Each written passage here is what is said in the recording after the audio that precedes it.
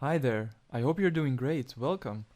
Nowadays, everyone is very focused on getting maximum experience rates while skilling, or grinding out high level bosses in order to make the most money possible. I think it's about time we all take a step back to take a look at what's really important in old school RuneScape, to be able to appreciate the true beauty that lies within Gielinor. That's why today, I'm taking you all on a little tour across the world to scope out some of the beautiful things you may have forgotten about. My name is Tedious, and I'll be your guide on this tour, showing you the top 10 fountains in old school RuneScape. Number 10.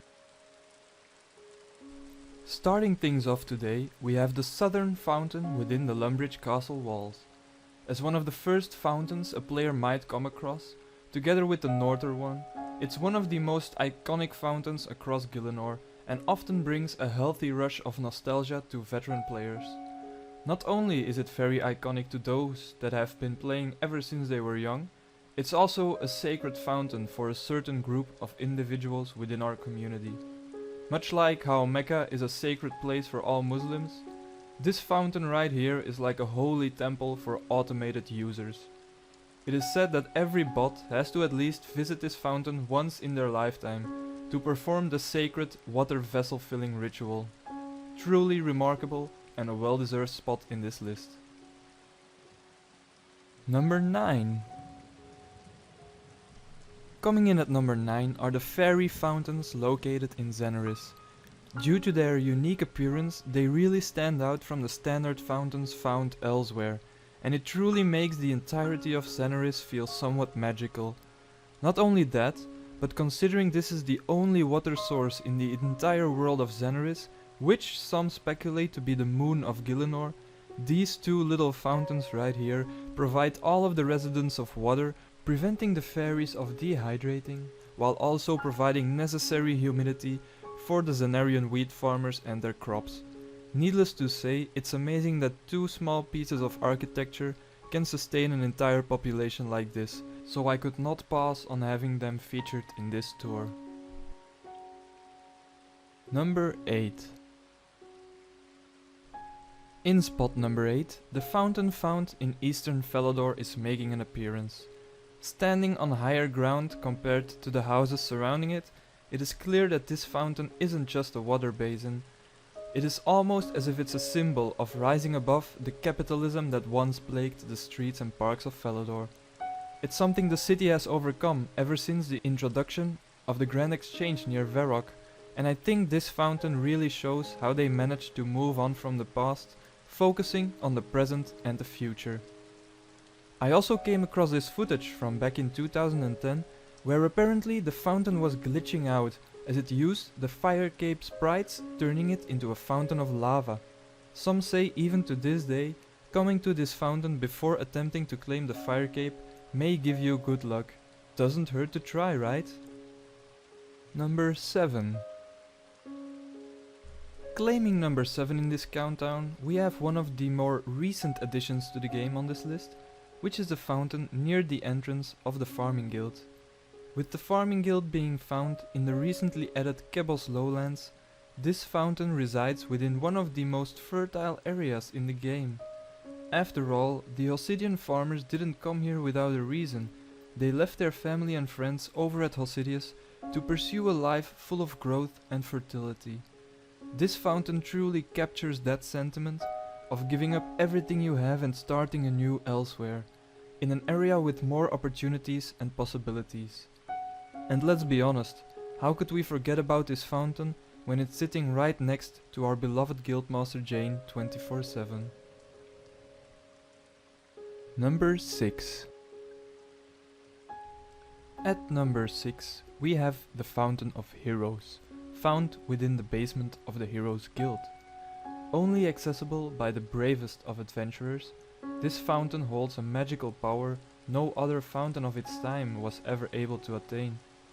The power of charging amulets of glory, which once made this fountain very captivating, but since different changes, it feels like it became somewhat a relic of the past, as it's less and less visited by adventurers.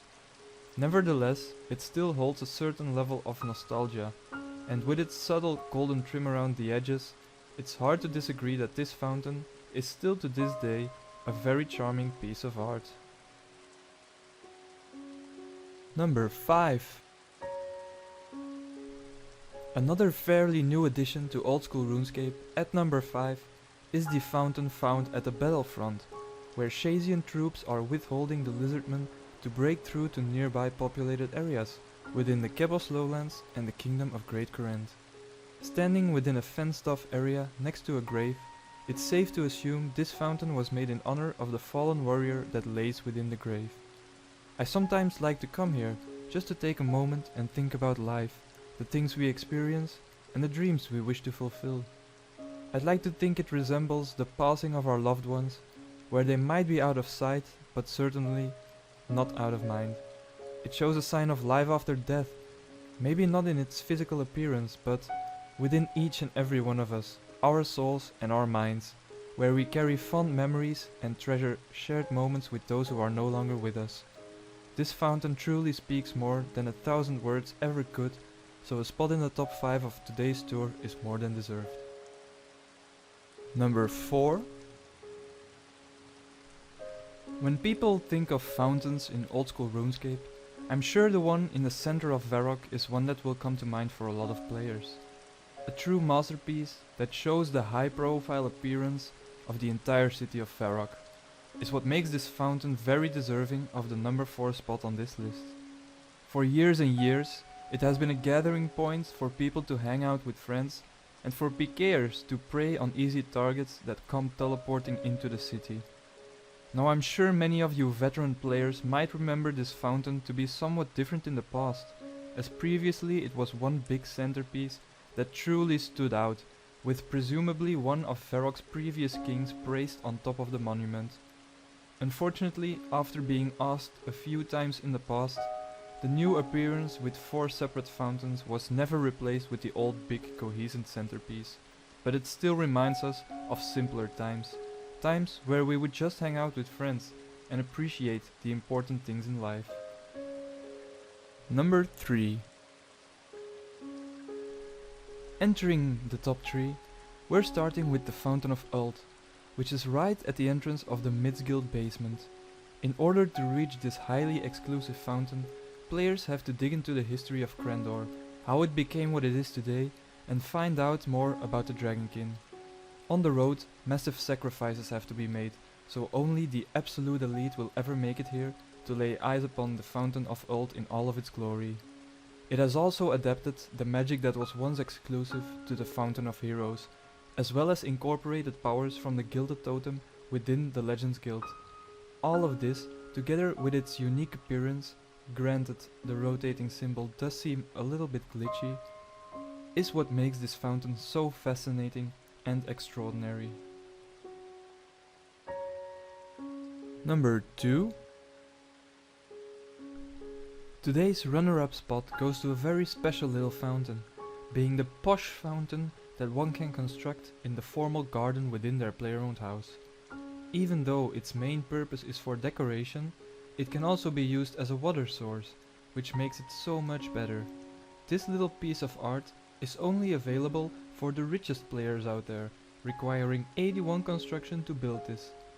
It's a beautiful way to show off your wealth to others, when hosting house parties with your friends, to show your superiority in our capitalistic society. In short, the perfect addition to your house if you're, say, a toxic PKer or a host bot user. Lovely. Number 1. And here we are at the number 1 fountain in Oldschool Runescape. You may have guessed it, none other than the Fountain of Rune. Much different to any other fountain we've come across so far, the Fountain of Rune is truly an outstanding sight. Residing in one of the most death-ridden environments of Gielinor, it brings a little bit of life back into the area with the magical powers it possesses, granting adventurers brave enough to traverse the wilderness many powers. It's very nice to have such a nice and peaceful Anyways, like I was saying, It's nice to have such a nice and peaceful place in an area that is otherwise mostly associated with death and rivalry. Reason enough for it to be at the very top of today's list. That's it for today's tour on the top 10 fountains in Oldschool Runescape. I hope you thoroughly enjoyed this little journey we took together, looking at the game in a different perspective. Leave a comment letting me know what your thoughts are after watching this video, and tell me which top 10 you'd like to see next time. And until then, I say goodbye and have a lovely day.